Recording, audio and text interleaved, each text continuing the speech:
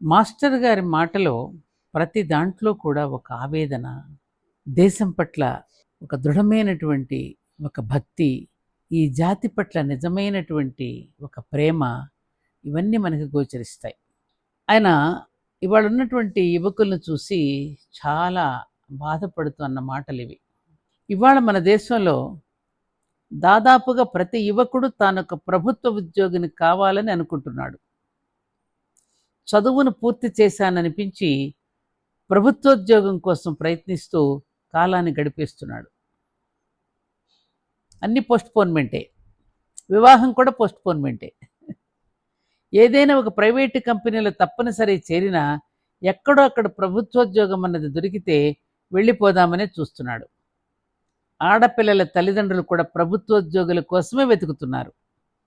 అసలు ప్రభుత్వోద్యోగానికి ఇంత గ్లామర్ కల్పించిన వాడెవరు?